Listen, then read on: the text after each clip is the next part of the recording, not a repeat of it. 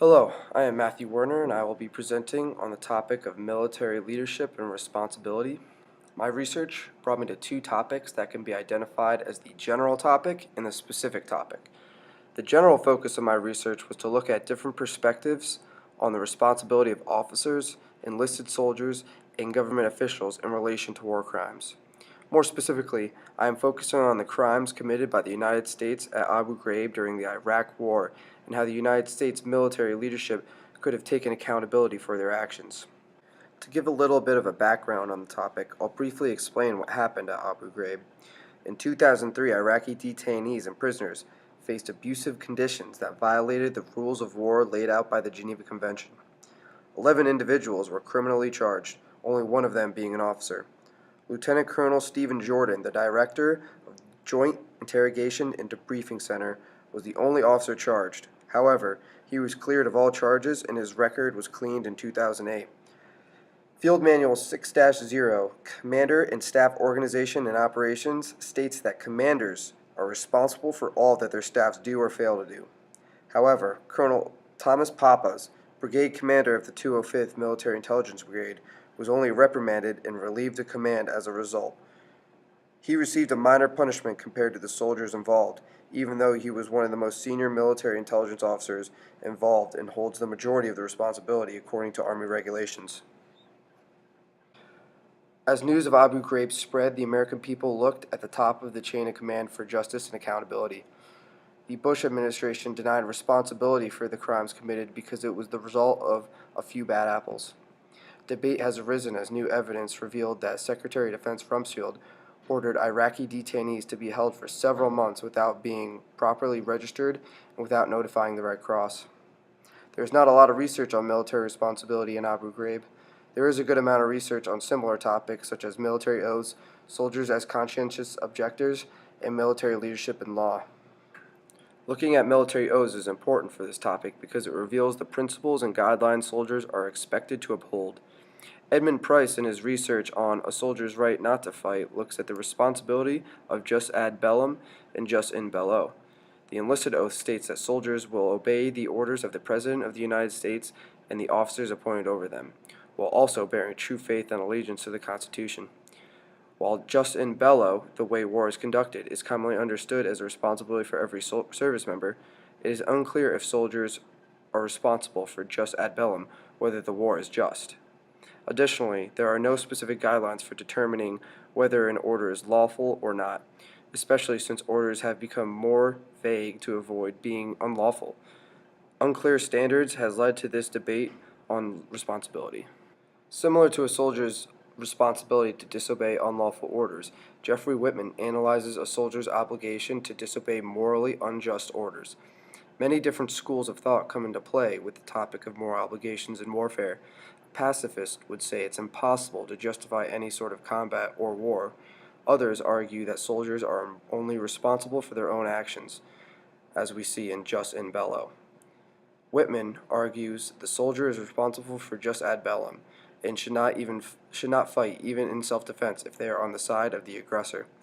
Lower-ranking soldiers don't always have a clear picture of the decisions made at the strategic level, so it is difficult to determine whether they should be responsible for determining if a war is just. Military leadership and law cannot be overlooked when talking about criminal responsibility. Military law falls under the Uniform Code of Military Justice.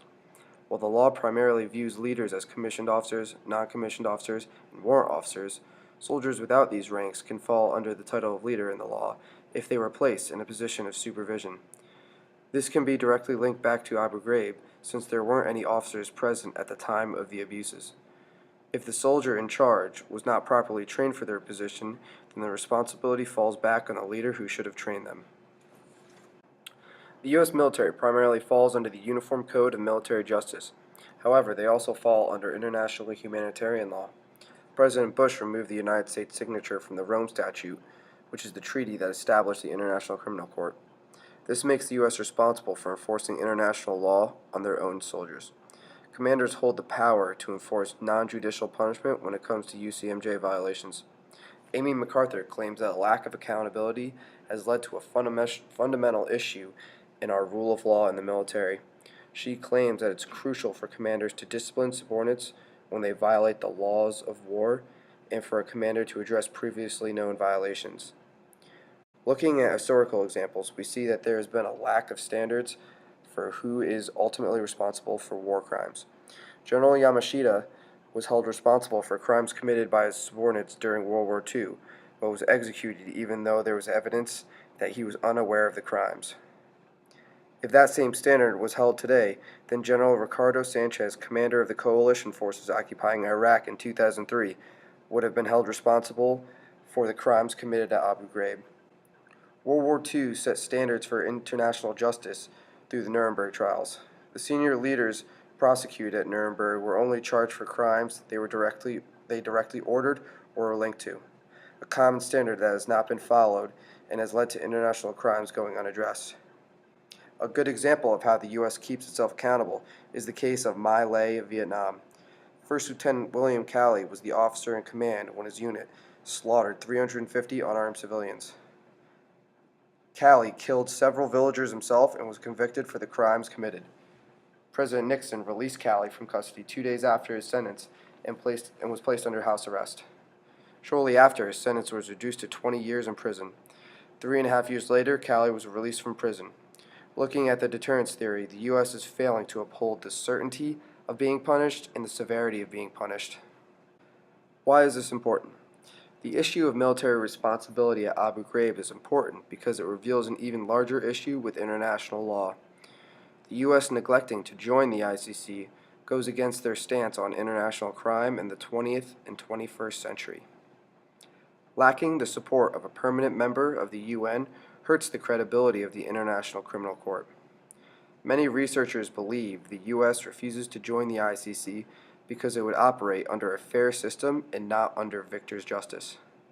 Curtis LeMay, former Chief of Staff of the Air Force, was famously quoted saying, "If I had lost the war, I would have been tried as a war criminal."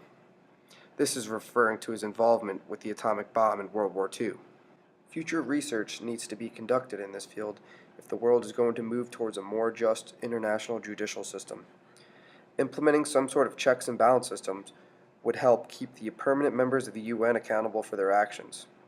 Additionally, research should be conducted on the implications that result from placing criminal responsibility on senior military leaders.